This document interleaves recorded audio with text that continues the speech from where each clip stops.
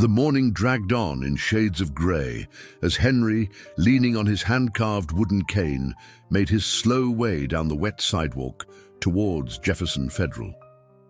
He wore his old sweater and the same sturdy shoes he had for countless winters, determined not to let the gloomy weather or aching knees stop him. Every Friday, rain or shine, Henry made this walk. Depositing his Social Security check each week had become more than a chore. It was his way of holding on to independence. After 40 years working at the post office and a handful more since retirement, it was a quiet act of dignity, a habit that helped him stand a little taller, even as the city rushed past. Stepping into the bank's lobby, Henry felt the sting of cold, not just from the overzealous air conditioning, but from the mood that hung in the air. The place was spotless and shiny, the kind of new that made you nervous about leaving a fingerprint on anything. 6 teller. Windows lined the wall, but only one was open, and every customer waiting looked as tired as he felt. Since the bank had switched over to digital everything, the warmth he remembered from years ago was gone. Now there was a hush over the lobby, broken only by the beeps of card readers and the distant thud of the rain outside. At the counter, the manager, Lisa, greeted him with a polite nod. She was busy, cold, her eyes fixed more on her computer screen than on the people lined up in front of her. Henry slid his check and identification across, ready to explain, out of habit, that the new signature pads always had trouble with his shaky hand. But Lisa barely looked at him before frowning down at the screen. "This doesn't match the records," she said, lips pursed. Henry tried to explain, his voice steady, practiced from saying the same thing too many times. But Lisa cut him off. She didn't want to hear about arthritis or how the old forms matched just fine. Around them, the few other customers shifted in line, some glancing away, others watching with impatience, as if the whole thing was his fault for being so slow. An uneasy churning began in Henry's stomach, that too familiar feeling of being invisible, written off as a problem to be handled rather than a person to be heard. The rain outside seemed to echo the heaviness inside his chest. Without much ceremony, Lisa reached for the phone by her desk and pressed a button. She barely looked at Henry as she spoke in a low, firm voice. "Line 2, please. Security at the front." The air around Henry thickened. Not even a minute later, a security guard cut through the line, his steps heavy. His name badge read Marcus, a young man not much older than 20, who shifted from foot to foot unsure. "Sir, I need you to come with me," Marcus said quietly, his eyes not quite meeting Henry's. With a stiff nod, Henry gathered his things, still clutching his check, and let Marcus gently guide him outside. Every pair of eyes in the bank followed. Some customers frowned, others looked embarrassed for him, but none said a word. Henry's cheeks grew hot as he crossed the lobby, his cane tapping louder than usual on the tile. When the doors slid open and he stepped into the rain, the cold drops felt almost sharp against his skin, mixing with the sting in his chest. Outside, Marcus offered him a quick, awkward apology, but still did what he was supposed to, standing beside him, making sure he didn't try to come right back in. Henry looked at the people sheltering inside and wished for once someone would just see him. The rain got heavier, drumming on his shoulders and hat, matching his mood with every step he took along the cracked sidewalk. Each hit of his cane on the wet street echoed in his ears, a steady reminder that whatever dignity he tried to carry had been stripped away in front of a room full of strangers. Back inside the bank, Marcus hesitated by the door, eyes darting to Lisa, then back outside. He felt unsettled watching a man his grandfather's age get treated like a problem to be managed. He knew rules were rules, but something about it didn't sit right at all. Slipping his phone from his pocket, Marcus hit the record button when no one was looking. He filmed Henry's exit, the awkwardness, the averted gazes of the staff. He didn't know exactly why he recorded it or what good it might do. He just knew it felt wrong, and somehow this small action made him feel a little less powerless. What he didn't realize was that this simple choice would end up changing more than just his own heart. The next morning, everything felt a little different in Chicago. The rain had stopped, but a storm of another kind was gathering. While Henry nursed his morning coffee, his old phone kept buzzing again and again. At first he thought it was just telemarketers, but when his neighbor, Mrs. Ames, knocked on his door to check on him, she came holding her phone open, face full of worry. "Henry, have you seen this?"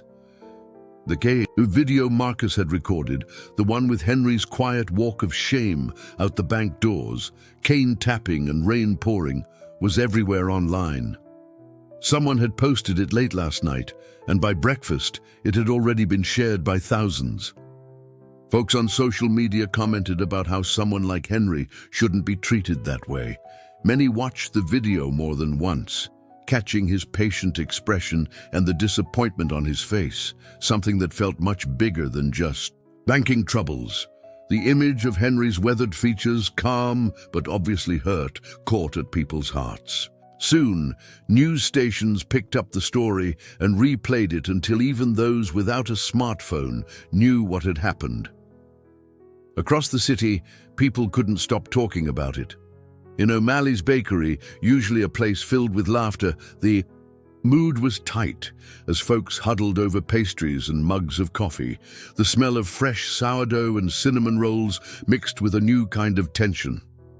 People whispered about injustice and wondered how a man who had quietly been part of the neighborhood for decades could be treated as if he were invisible. Some regulars said nothing, shuffling their newspapers and glancing up at the TV that now played the clip every half hour.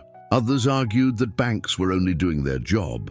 However, most people just looked sad or embarrassed, unable to look each other in the eye. Henry's name seemed suddenly everywhere, on the lips of neighbors at the corner store, scribbled in chalk on the sidewalk outside the library, brought up at every dinner table, even if he was not there. The city hadn't talked so much about anything in a long while. All along the block, from the little hardware shop to the laundromat, the story changed shape with each telling. Some saw him as just another old man, wronged by a system that had forgotten its humanity. Others saw the start of something bigger, a chance for the city to ask itself what kind of place Chicago wanted to become.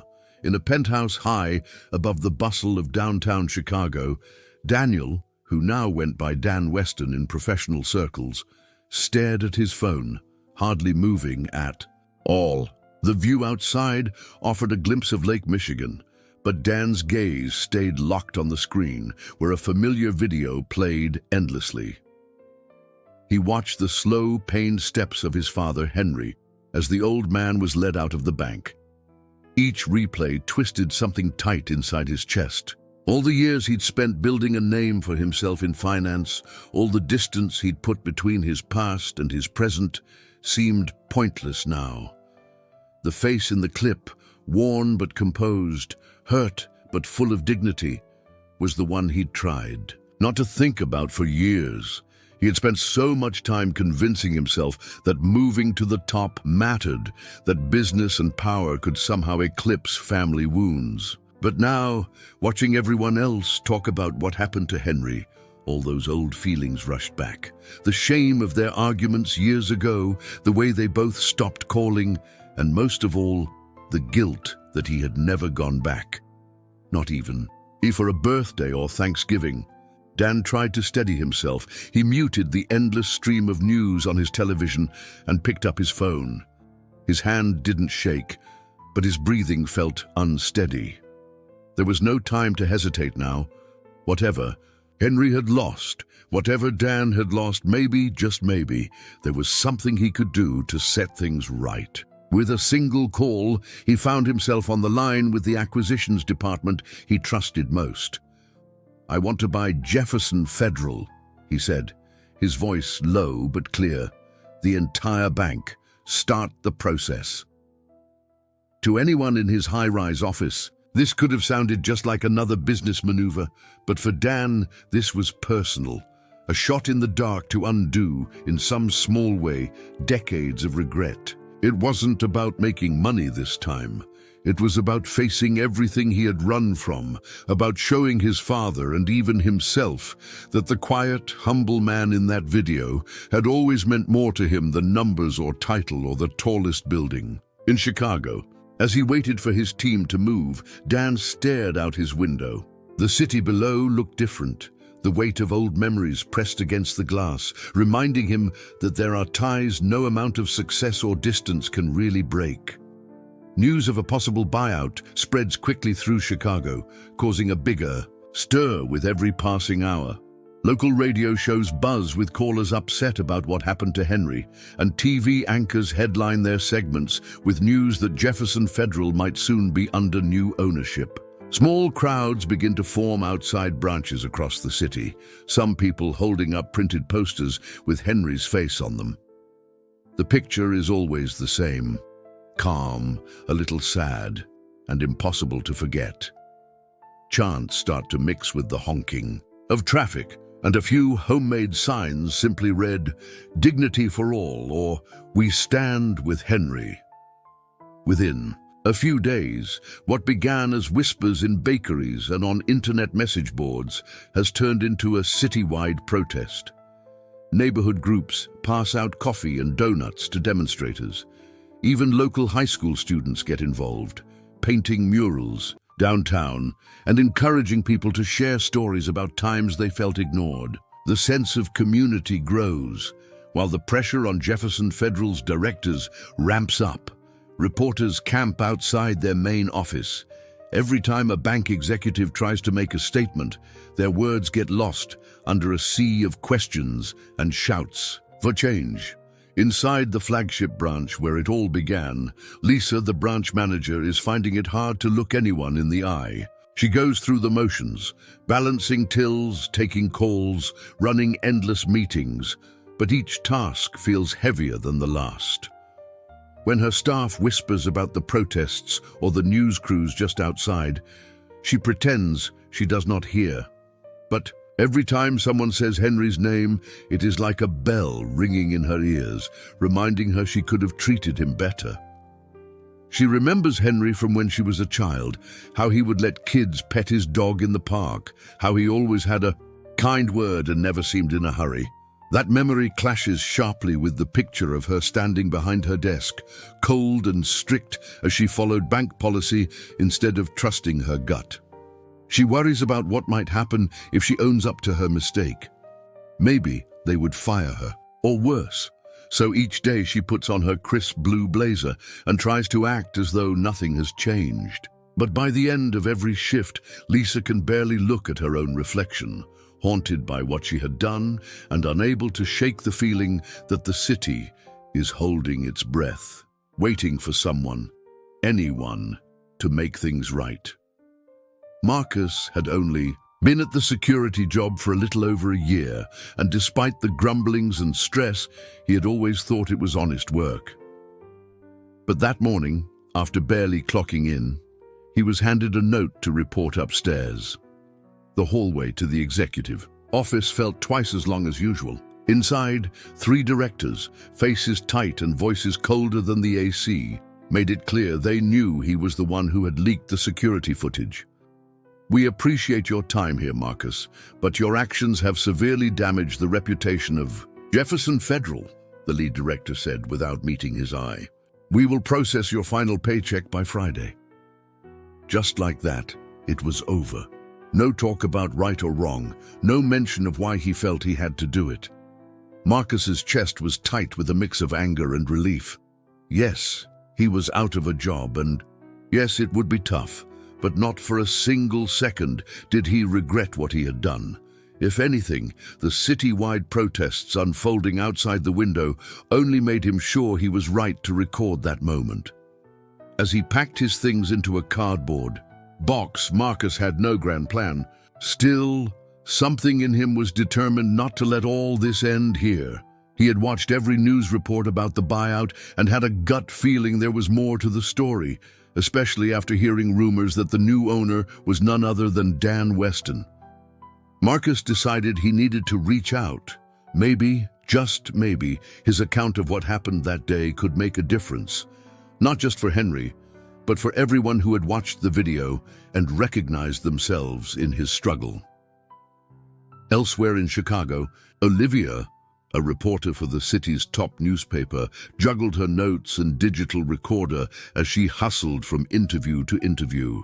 She had grown up just blocks from Henry and the old post office and could still remember his gentle smile the day he helped her after she lost her backpack in the park.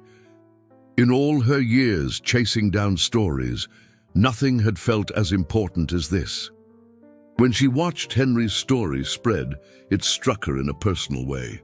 The quiet dignity he always carried and the kindness he showed even to strangers. Her hunt for justice now felt like paying back a debt of gratitude, making sure the city remembered that small, everyday acts of decency still mattered.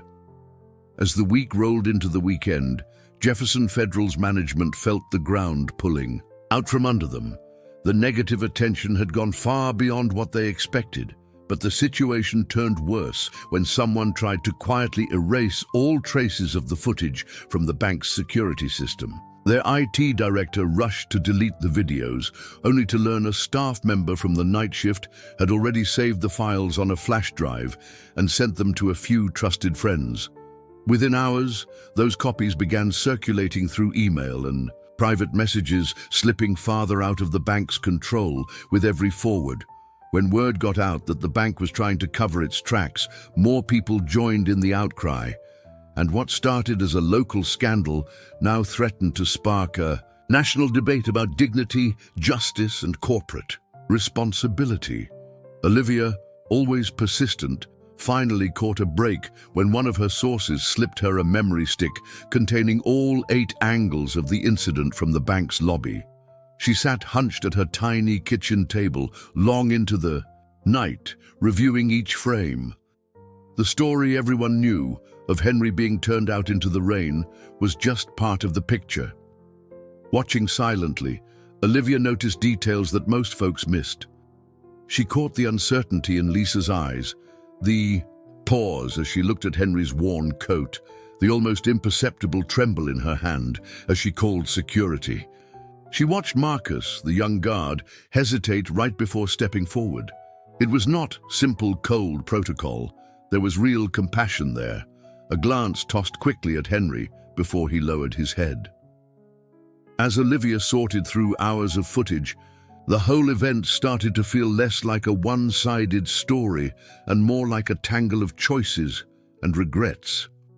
Lisa was not only a manager blindly following orders, she was someone trapped by fear, worries about her job, and memories of Henry's kindness from years before. Marcus was not just a security guard reacting to a boss's request, but a witness to something deeply unfair. Someone who found the courage to act, even if it cost him everything. Piece by piece, Olivia realized this was bigger than just a viral video or a fired guard. It was about an entire city forced to look at itself, about accountability and the small ways people try to make things right or fail to. With every new clue, Olivia got closer to understanding just how tangled and human this whole mess really was. Lisa had been battling restless nights and the sharp ache of guilt in her chest for days.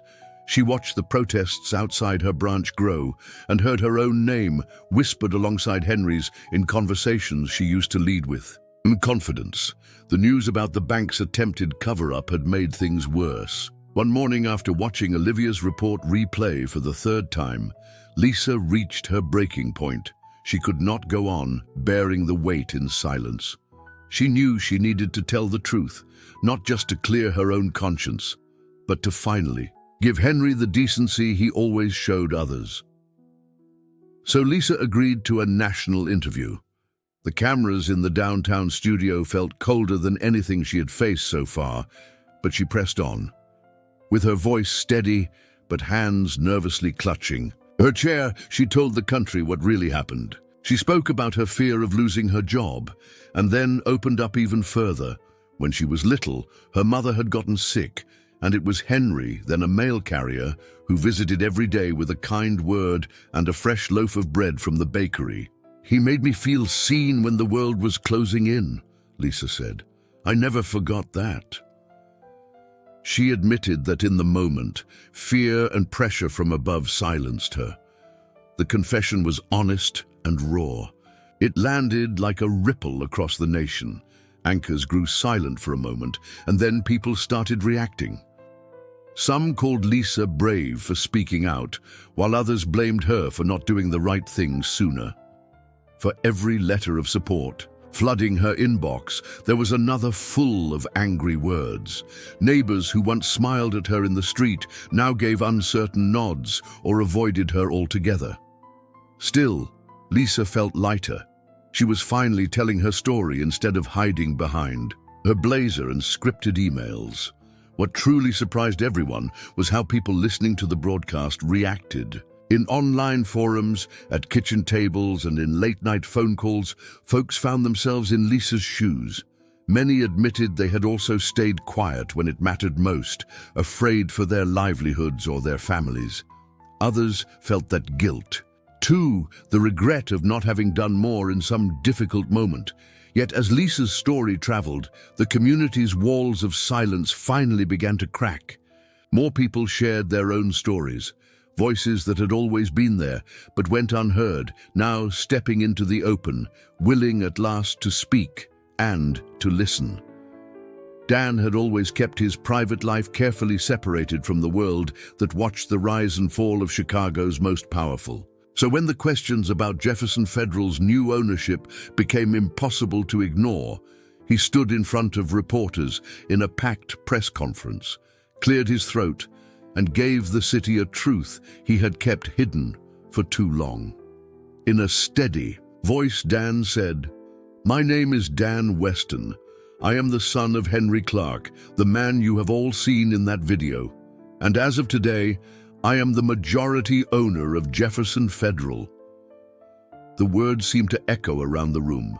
For a moment, everything was silent except for the clicking of cameras.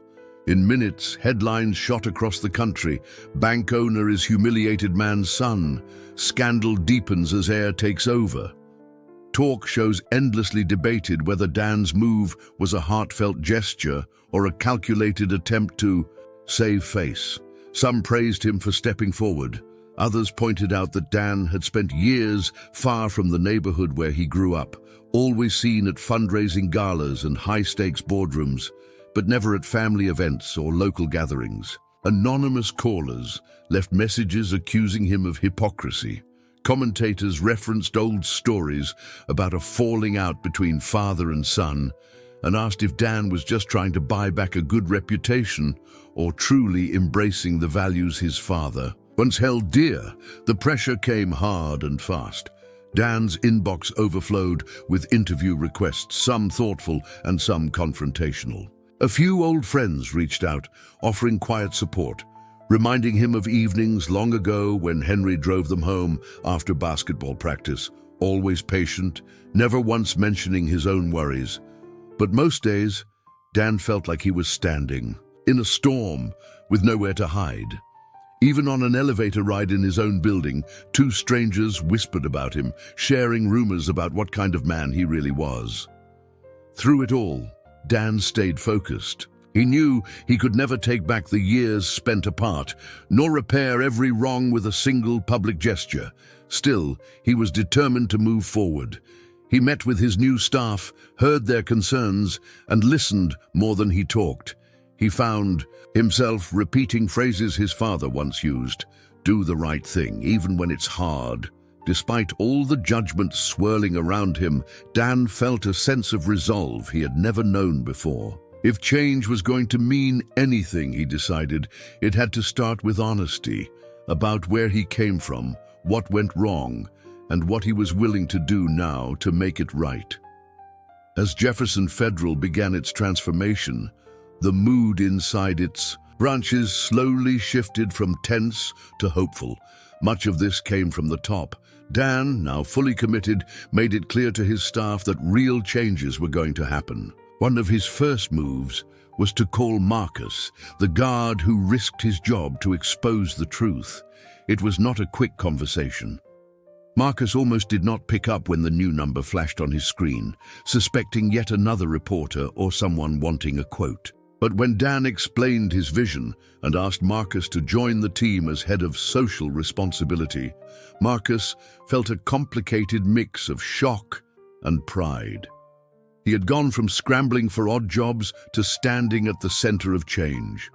Stepping into the new role brought nerves, but Marcus poured all his energy into it. He met with customers and staff, listened to concerns, and studied cases where people had felt powerless in the old system. He helped develop new protocols. Every employee would be trained on empathy, not just rules. Shelters and food banks would have special liaisons within the branch, so nobody would be turned away out of fear or embarrassment. Marcus wanted everyone to feel safe and respected, especially folks like Henry who had slipped through the cracks before. He reminded himself that courage does not mean having no doubts, it means acting in spite of them. Meanwhile, Henry tried to keep to himself. He was not comfortable with all the attention. News vans often lined up near his apartment in Logan Square, waiting for a glimpse or a comment. Even short trips to the grocery store could turn into awkward moments, with strangers stopping to thank him or share their own stories. Though the city now saw him as a symbol of dignity, Henry mostly wanted to fade into the background, worried people might only see his struggles instead of who he really was. He missed the ease of old routines, morning coffee at the corner shop, walking his old dog in the park without curious eyes on him. But the more Henry kept to himself, the more his neighbors reached out anyway. People left notes on his door, asking for advice, or simply wanting to say that his quiet strength had meant something to them. A teacher from the local school asked him to speak in her classroom. Parents sent him small loaves of bread and cards of support, remembering his kindness from years past. Bit by bit, Henry began to see that maybe the city did not just see him as a victim, but as someone whose story had brought out something good in all of them. The momentum around Jefferson Federal's changes carried on, but the glare of attention took its toll on Henry. Even as he started to open up a little more to his neighborhood, he often felt like he was running on empty.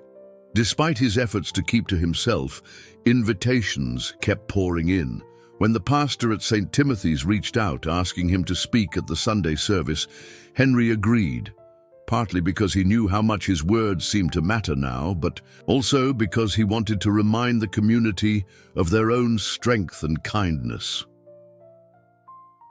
On the day of his talk, church pews were packed, families filled out each row, and even some folks from the bank slipped in, hoping to hear Henry's perspective. Firsthand, the atmosphere buzzed with something between hope and concern. The city had grown attached to him, looking for guidance. As Henry began to speak, his voice was steady, though a little worn. He talked about what it felt like to stand alone in moments of hardship, about the power of not giving in to anger, even when the world felt stacked against you. But as he went on, people began to notice the strain. His words slowed, and he clutched at the podium for balance. Suddenly, Henry's voice faded, and within seconds he was on the ground. The church went completely silent except for shouts calling, "For a doctor." A nurse from the congregation rushed forward, kneeling by his side. Ambulance lights painted the stained glass windows, and for the first time since all this began, everyone in that sanctuary felt how fragile it all was. Henry had come to mean so much, not as just a hero on TV, but as the neighbor who helped carry groceries or who smiled at everyone at the bus stop. The room filled with quiet prayers, some aloud, others whispered. There was a fear that the whole city might lose, not only a symbol, but a true friend. Dan watched it happen from the front pew, his heart pounding as medics wheeled his father out. In that moment, everything, news stories, online arguments, company turmoil, blurred into the background. Dan realized any hope for making things right with Henry needed to be real, not just some headline or speech.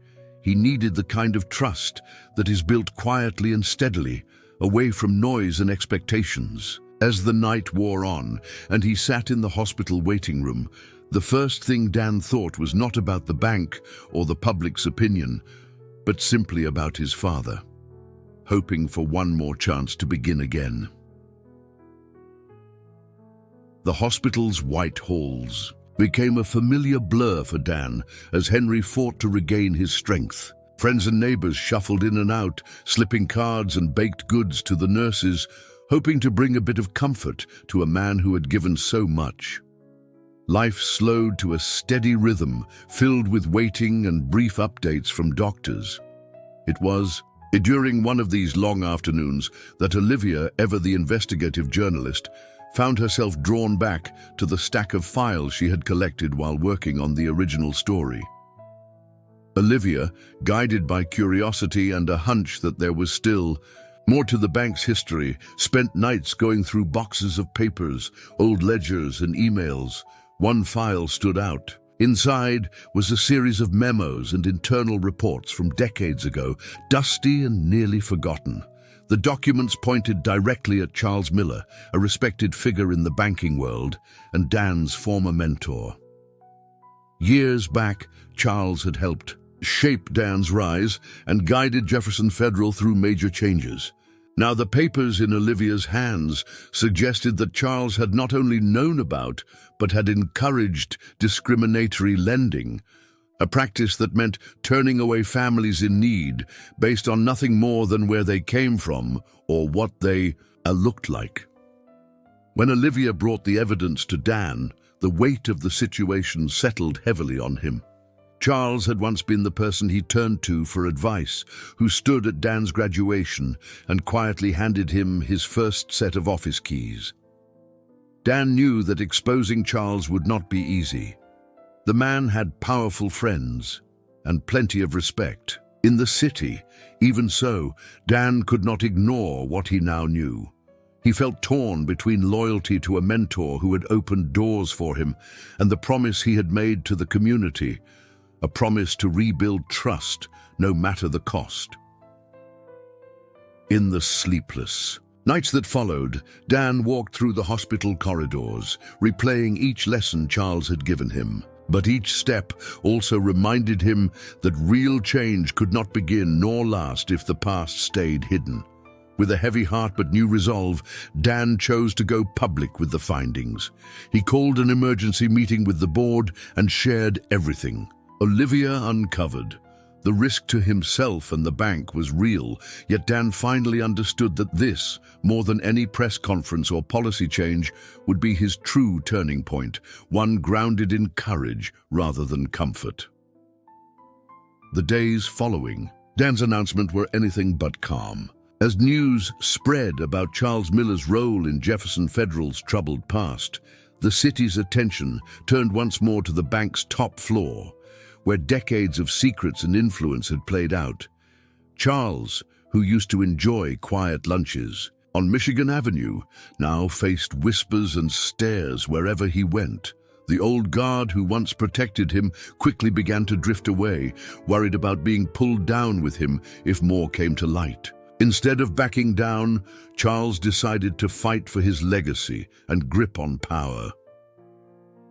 Knowing that Dan's honesty threatened everything he had built, Charles reached into his own collection of old files. He dug up stories and photos from Dan's younger years, some wild mistakes from college, a lost summer in New Orleans, and emails that could be twisted out of context. Charles figured if he could not win in public, he might as well make Dan pay in private. Over the course of a few days, rumors started trickling out. Stories about parties, debts, and failed relationships.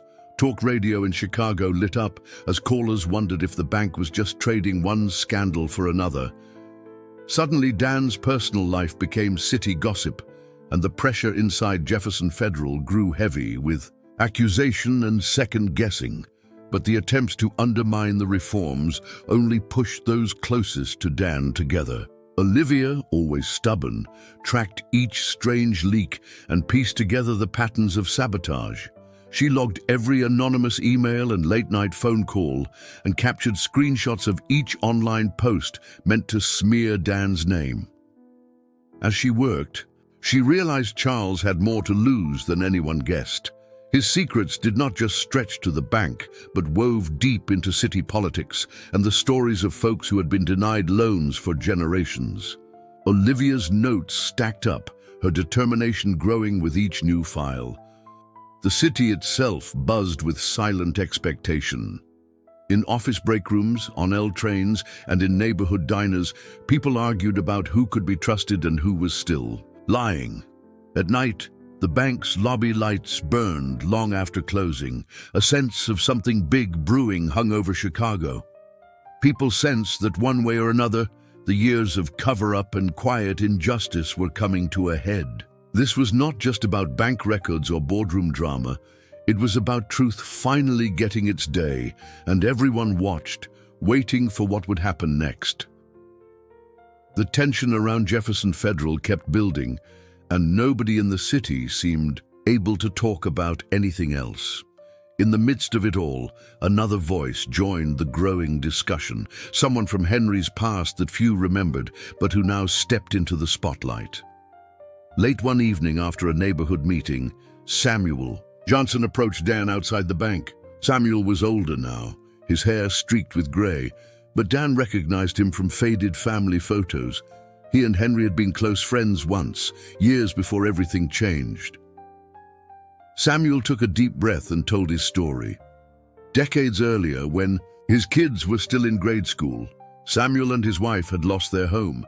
They had gone to Jefferson Federal for help, but instead of support, they were met with closed doors and endless paperwork. The bank had denied their loan application for reasons that at the time made little sense. Only later did Samuel realize other families, black families mostly, were quietly being shut out as well. He described moving in with his brother. For a while, scrimping every penny and the embarrassment that came from packing up their house in the middle of the night. Samuel's voice shook as he finished.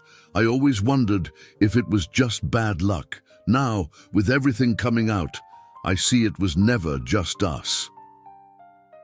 As Samuel spoke, others from the crowd nodded, some whispering of similar pain.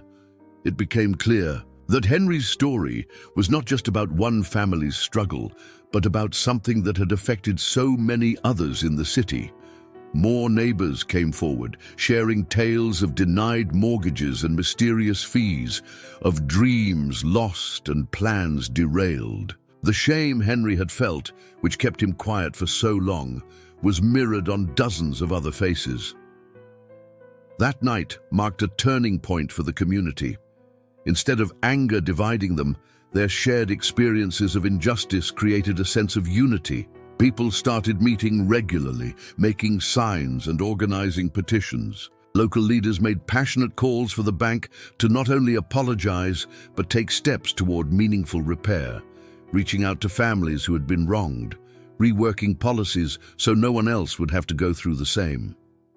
With Dan at the helm and the pressure from every corner of the city, Jefferson Federal faced a real choice: hide behind excuses or make something better out of all the hardship and truth now out in the open.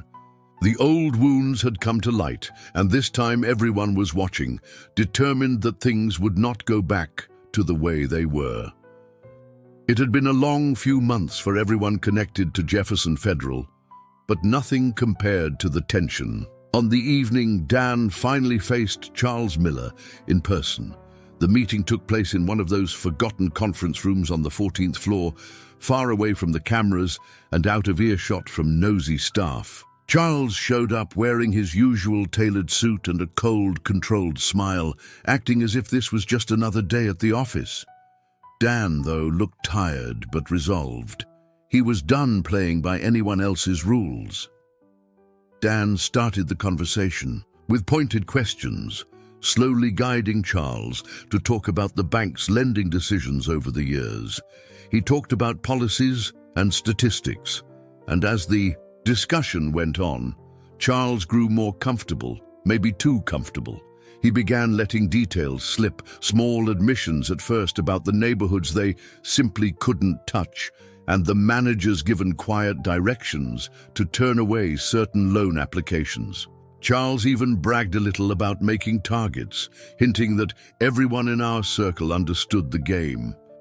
Unbeknownst to him, Dan's phone sat recording on the table the entire time, catching every word clearly. When their meeting ended, Dan walked straight to Olivia's car outside and handed her the phone. The weight in his expression told her everything she needed to know. Olivia wasted no time. She spent the entire night checking dates, confirming facts, and splicing together the cleanest audio clips. By sunrise, she had all the proof she needed for a story that would shake Chicago to its core. Olivia's piece hit the internet early on a Monday morning, and by noon, every headline in the city blared the scandal in bold print. Social media, filled with shock, relief, and anger, people shared clips of Charles's words and told their own stories in the comment threads. By midweek, the exposure forced local officials and business leaders to react, scrambling to distance themselves from Charles and the bank's old practices. For families who had lost homes or been quietly turned away, the news landed like a breath of fresh air after years of feeling ignored. Some cried, some cheered, but everyone agreed it meant a new start. In the boardrooms where people once talked behind closed doors, there was nothing left to hide. Charles Miller had been unmasked, and his fall signaled something much bigger than one man's disgrace. The old gatekeepers were out, and now there was finally room for new voices, real change, and hope for everyone who had been on the outside for so long. After the firestorm that swept through Chicago's media and business circles, it felt like everyone finally let out the breath they had been holding. With Charles Miller disgraced and shown the door, things changed for Jefferson Federal in ways nobody had dared hope. The bank's board, under a mountain of public pressure, made a choice that signaled this was not just about cleaning house. It was about starting over. They announced the bank's official rebirth as Lakeshore Community Bank, and to the joy of friends and neighbors across the city, Henry Parker was asked to serve as honorary president. The invitation surprised him at first. He was still figuring out how to take care of himself after everything, but his family and people from every block urged him on, reminding him just how much trust he had earned. The day of the unveiling felt more like a neighborhood block party than a business event. People showed up in droves, many dressed in their Sunday best, while others came from work, still in uniforms and rush-hour coats. Local musicians played while kids darted in and out of the crowd, clutching donuts and cups of juice. The ceremony itself was simple. Dan stood at the microphone, a little nervous but grateful, and introduced Henry to a standing ovation. For a long minute, nobody could get their words out. There were just hugs, laughter, and a few happy tears as people remembered how different things had felt not that long ago. The real change hit you as soon as you walked inside. The bank's old grey walls had been transformed into a burst of color with new community murals, some painted by neighborhood school kids, others by local artists who had once been shut out of places like this. Along the windows were rows of leafy plants, bringing life to the place for the first time in anyone's memory. Sunlight poured in, turning what was once a cold space into something that almost felt like home. There were couches in the lobby, no more glass walls separating staff from clients, and around every corner you heard people swapping jokes, stories, and a few good-natured arguments. Everyone felt the difference in their bones. Old customers brought in relatives to open accounts. Some of the folks who had testified in Olivia's stories volunteered to help rewrite policy handbooks. Henry, now sitting in a comfortable chair near the front, mostly just smiled and listened, thankful to see a city's wounds start to heal in small but real ways. It was more than a new chapter. It finally felt like everyone, no matter where, they came from had a seat at the table. As the new Lakeshore Community Bank settled into its second month, the energy inside was as bright as the murals on the walls. Among the new faces was Maria Lopez, a young woman who grew up just a couple of blocks from the building. She had joined the reform team with a hope to prove herself, unsure at first if she could really make a difference. From the start, Henry Parker took Maria under his wing, offering advice that mixed practical banking with lessons from life. They became an unlikely pair, often bound together over morning coffee, talking about everything from what makes a good savings program to how prejudice finds its way into daily systems. Maria found herself looking up to Henry, not only for his deep understanding of money and fairness, but for his patience. He never claimed to have all the answers, but instead taught her how to listen to people who had lived through the bank's hardest years. Together, with the rest of the leadership group, they wrote new policies that put inclusion front and center, making it clear that everyone in the city deserved the same shot at building their dreams. Workshops were set up so staff could talk openly about past mistakes, and trainers from different backgrounds led sessions on how to spot and end unfair treatment before it happened. Word started spreading about what was going on at Lakeshore. Other banks from across Illinois and even as far as California sent staff to check out the changes, curious to see if real equity in banking was finally possible. Maria, feeling the shift inside herself, took pride in seeing lines blur between banker and neighbor. Inspired by Henry's steady encouragement, she pushed for even tougher measures, more community input, transparent hiring and public reviews, making sure the reforms stuck for the long haul. Meanwhile, the spirit of change did not stop at the front doors. Officer Jasmine Anderson, who had helped lead the charge during the bank's most chaotic weeks, began taking on a bigger role outside her regular police work. She organized town hall meetings on safety and financial well-being, bringing together people who had never felt welcome at community discussions before.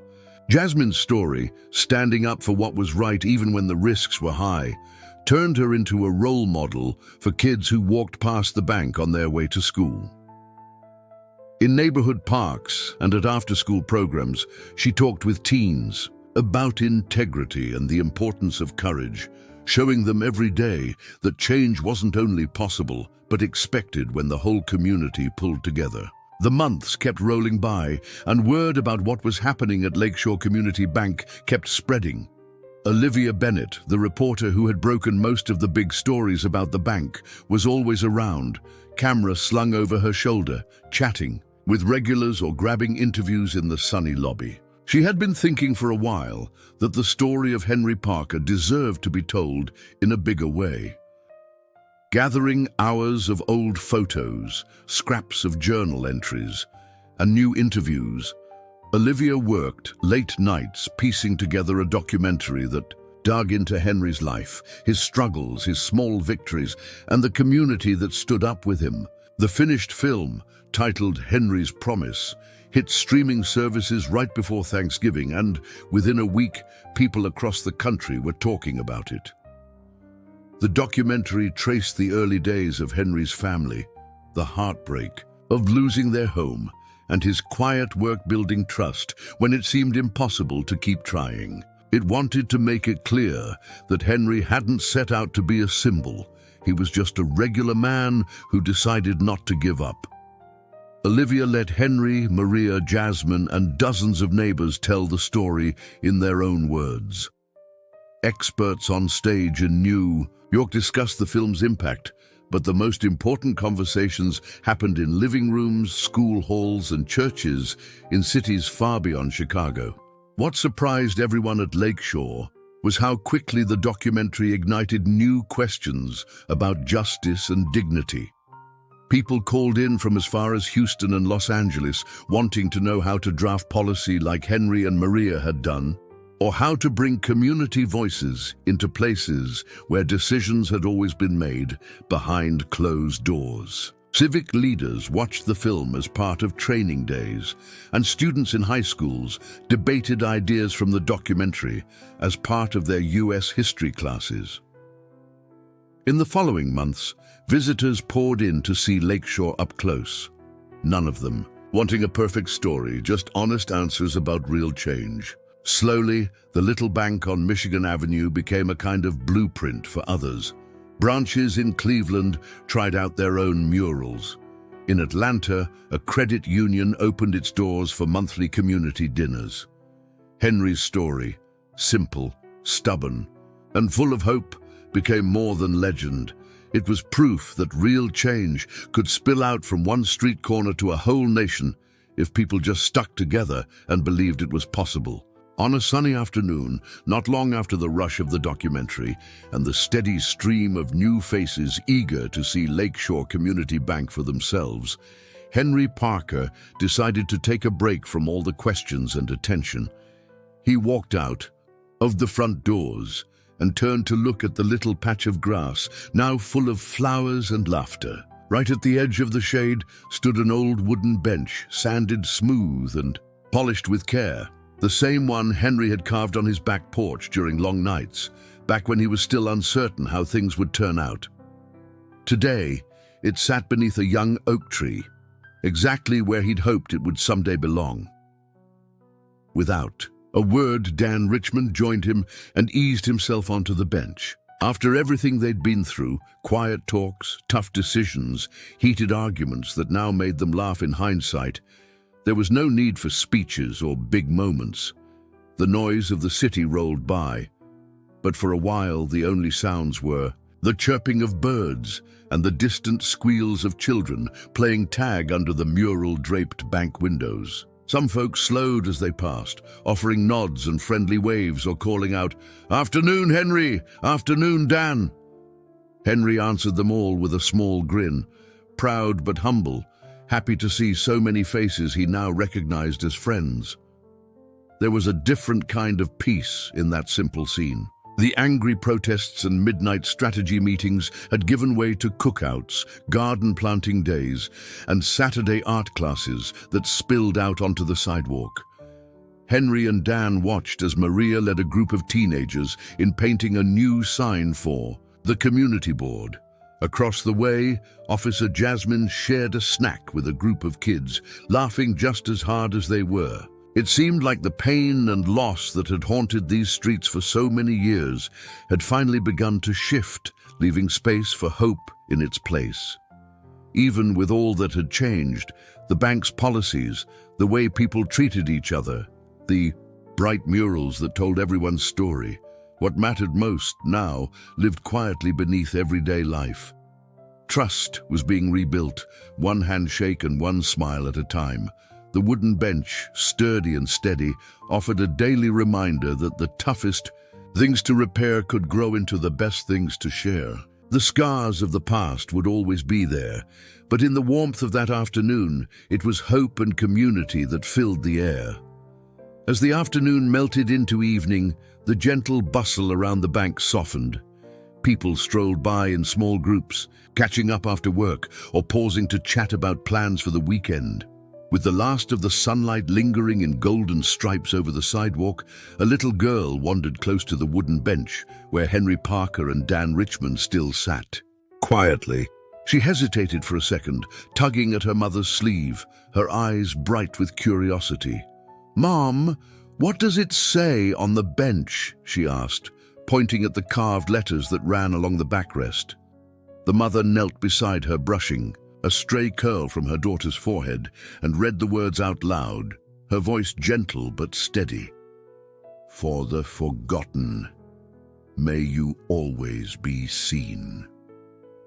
The little girl's head tilted, trying to take in the meaning. The mother's eyes grew misty. She put an arm around her daughter and whispered, "He's the one who taught us that, sweetheart." Henry did. As the pair looked toward Henry, still sitting thoughtfully on his bench, gratitude filled their eyes. A quiet, patient kind of thanks that did not need fancy words. All around, the old feeling of being invisible was gone, replaced by something stronger and more grounded. You could sense it in the way people greeted each other, how they stopped to help their neighbors or smiled when they caught a familiar face through the window. The slogan on the bench was not just a phrase, it was a truth the whole neighborhood had come to live by. It reminded everyone that no matter who you were, rich or poor, old or young, you deserved a place in the story.